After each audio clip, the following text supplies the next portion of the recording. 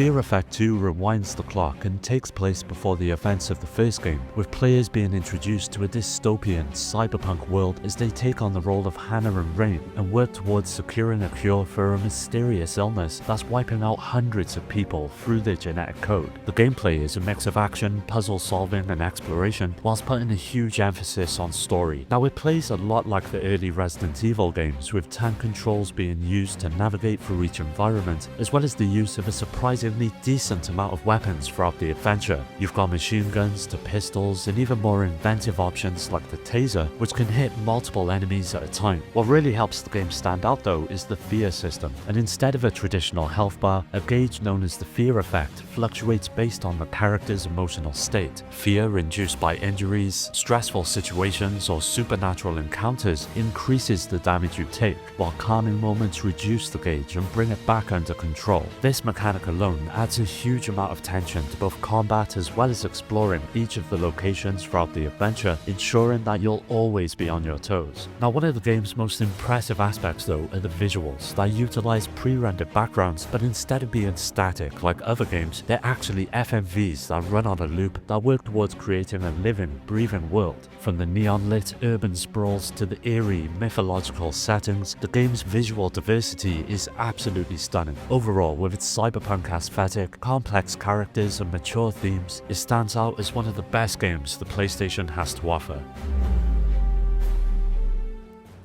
Battle Arena Toshinden 3 took the high-energy weapon-based combat that defined the series and pushed it to new heights, with faster gameplay, a larger roster, and over-the-top action. It's a weapons-based fighter, with each and every character possessing their own unique weapons and movesets, and when it comes to the actual gameplay, the controls are tight and responsive, making it easy to pick up but offering enough nuance for more dedicated players to master, and this is mostly with utilizing the 3D space effectively. By sidestepping and evading incoming attacks, you'll quickly find yourself in a position to completely punish your opponent. So getting to grips with this mechanic early on is paramount to becoming successful in the long run. Apart from basic attacks and evasive techniques, each fighter also has their own string of combos, special moves and super attacks that serve to keep up the pace of the combat, with them all ultimately feeling smooth and fluid, and the game maintaining a steady pace even when the screen is filled with effects and action. As with most fighting games, multiplayer is where it truly shines, and with the generous amount of characters available, it makes it perfect for casual fights with your friends, and the accessibility of the controls ensures that even newcomers can enjoy the game. When it comes down to it, even though it may not have reached the same heights as its predecessors, it deserves recognition for taking the series in a bold new direction. Its vibrant characters and fast-paced gameplay make it a fun and enjoyable fighter, especially for casual players and fans of weapon-based brawlers. While it doesn't reinvent the wheel, Toshinden 3 delivers a solid and stylish experience on the PlayStation that is well worth a pickup. The Digimon World series was one of the best examples of RPGs on the PlayStation, with them all combining a charming story and addictive turn-based combat for fans of the source material. The game follows Junior, a player of the massively popular online game Digimon Online, who finds himself trapped in the virtual world after a mysterious attack by hackers. What begins as a light-hearted adventure quickly escalates into a high-stakes journey to save both the virtual and real worlds, and along the way you'll interact with a lovable cast of NPCs, uncover the hackers' schemes, and encounter various Digimon to help you in your quest. At the beginning, you get to choose from one of 3 different Digimon, and from here you'll guide them through various battles, level them up, and unlock new forms by evolving them. When it comes to the combat itself, it's a turn-based affair, with each Digimon having unique abilities and elemental affinities, adding a real layer of strategy as you match your team's strengths against your opponents. It's not all just about fighting though, as exploring is just as important, with interconnected regions, towns, dungeons, and plenty of secrets to uncover. This sense of scale and discovery makes the world feel alive, and provides many reasons to wander off the beaten path. But if there was one downside that may turn some players off though, it's that there's a severe amount of grinding required to unlock some of the more powerful Digimon. And while the pacing may feel slow, it rewards those who are willing to invest time into it in meaningful ways. For those who grew up with Digimon or are looking for a nostalgic RPG adventure, Digimon World 3 is a must-play title that holds up as one of the best RPGs on the system.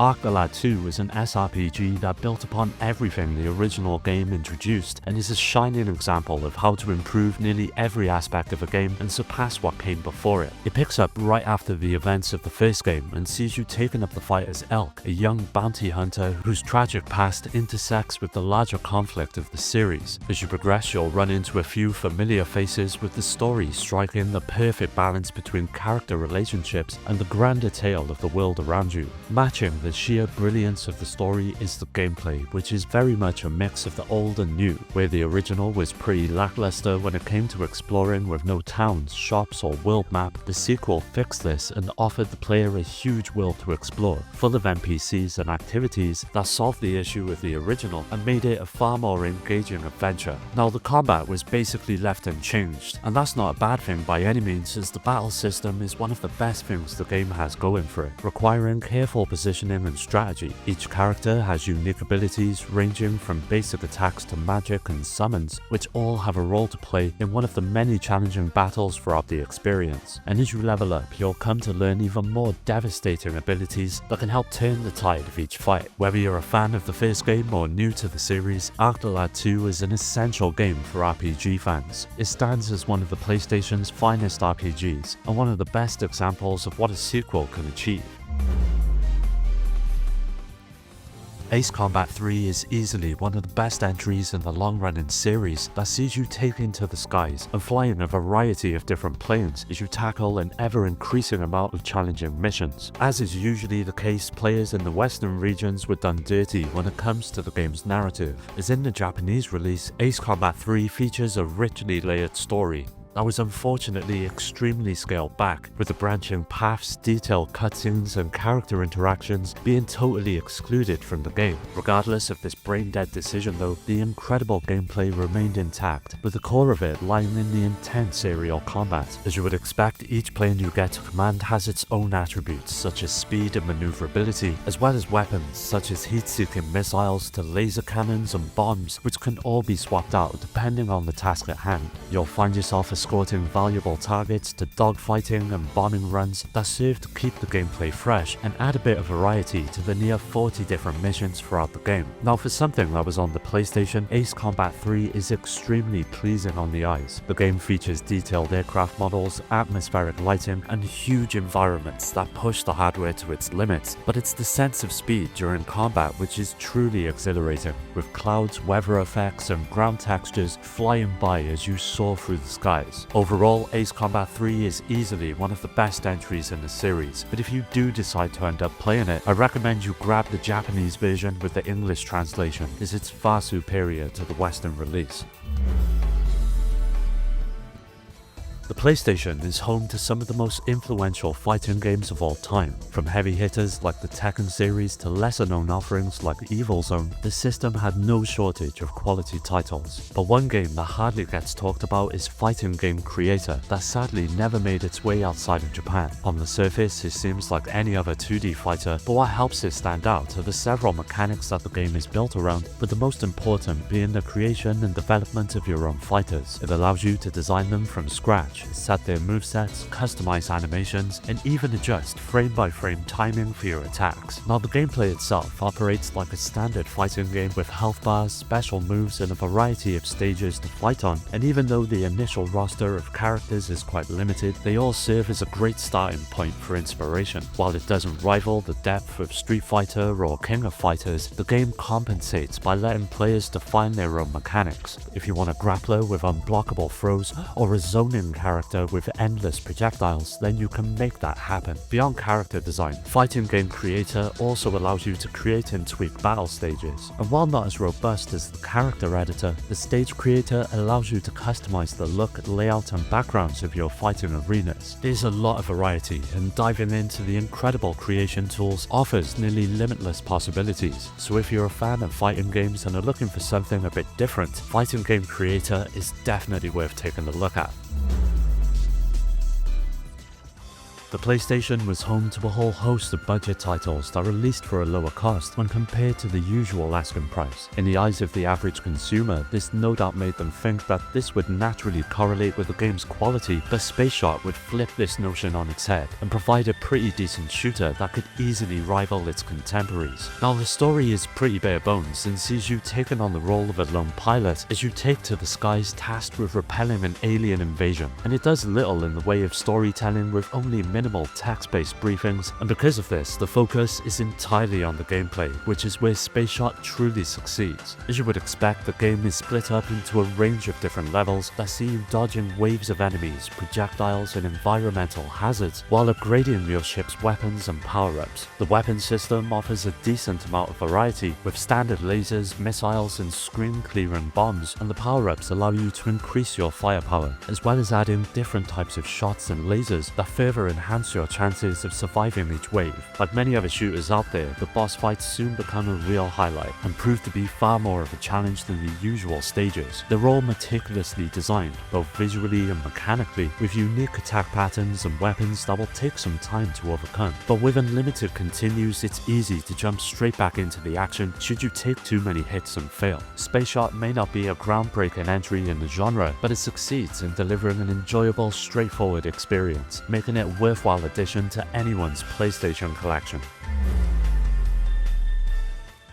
From Software have become one of the most prolific developers in recent times, but not too many people are aware of their early games, with Shadow Tower being one of the better out of the bunch. It's a deeply atmospheric action RPG that builds on the success of Kingsfield, but refines the formula, delivering a darker, more challenging and claustrophobic experience. You take on the role of Russ Hardy, a mercenary tasked with entering the Shadow Tower to rescue his village and reclaim the lands from an ancient evil. At first, it may seem like a bit of a basic approach, but along the way you uncover scattered clues about the tower's history, its cursed residents, and the tragic tales of adventurers that came before you. On the gameplay front, it all takes place from a first-person perspective, with the game emphasizing exploration, survival, and combat. And speaking of battles, this is where Shadow Tower is at its most challenging. You've got weapon-based attacks and magic, but your weapons will degrade with use, which forces you to plan your attacks carefully, and the same can be said for the magic, which consumes a certain amount of your resources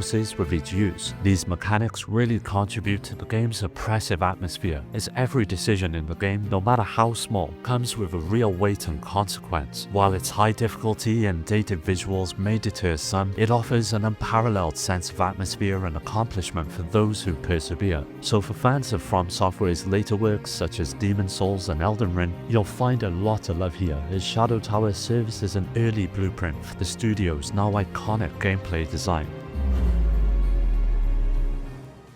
Colony Wars Red Sun is the third entry in the series, but unlike the previous games that revolved around the conflict between two warring nations, it instead focuses on the journey of a single pilot who offers his services to the highest bidder. Because of this, the story is a much more personal and intimate take on the Colony Wars universe that sees you working towards stopping the activation of a superweapon known as Red Sun. The game retains the core mechanics of its predecessors, but manages to introduce some new ideas into the mix. The combat is a true highlight, where you can choose between various weapons including lasers, missiles, and mines, each suited to different situations. And as you progress throughout the game, you can earn credits which can be used to alter your ship with new types of weapons, armor, and cosmetic changes that help keep the experience feeling new. But more importantly, your choices of loadout will actively affect your chances of surviving the mission at hand, so taking care to select the right options for what's ahead is a key part to coming out on top. Now, for a PlayStation game that released towards the end of the console's life, Red Sun looks fantastic.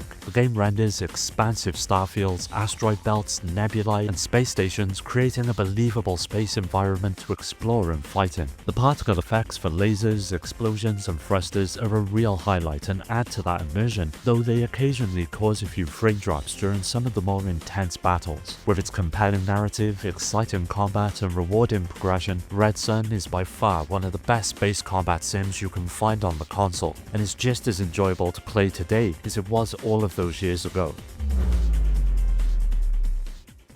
Square have long been known for their incredible RPGs, and during the days of the PlayStation, it can arguably be described as their golden era, with plenty of different experiences, and Vagrant Story is by far one of the best. It's an action RPG with the player jumping into the role of Ashley, an elite agent investigating a political conspiracy involving a mysterious cult. Now, the story is easily my favorite aspect of the game, so I won't go into it too much and instead leave it up to you to discover if you decide to give it a go. In terms of gameplay, you'll find yourself exploring dungeons, solving puzzles, and of course taking part in battles, which is where the game is at its best. The combat system is quite unique and employs a pause and aim mechanic, allowing you to target specific parts of an enemy's body, but your positioning as well as your weapon stats will determine if that attack is successful, and this is where Vagrant Story's other huge aspect comes into play, and that's weapon customization. You've got to forge, modify, and maintain a huge arsenal suited to specific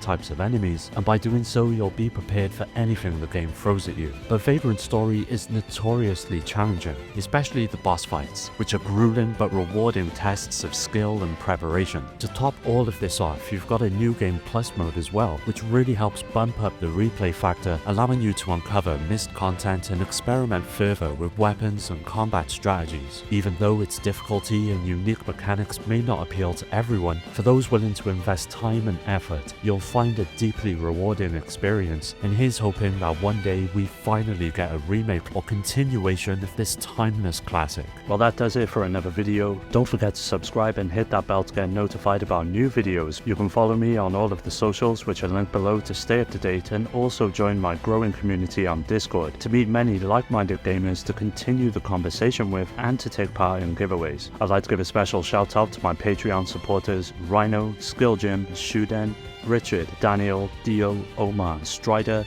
Pierre, Carl, Awesome Jacket Dude, Maximus, Scott, Alfred, Terry, Ryan, Alex, GameCube Galaxy, Curse Salaryman, Fake, and Paddy J for their continued support that helps make these videos possible. If you're interested in joining my Discord or supporting the channel through Patreon, you'll find all of these links down below. As always, thanks for taking the time to check the video out. I'll catch you next time.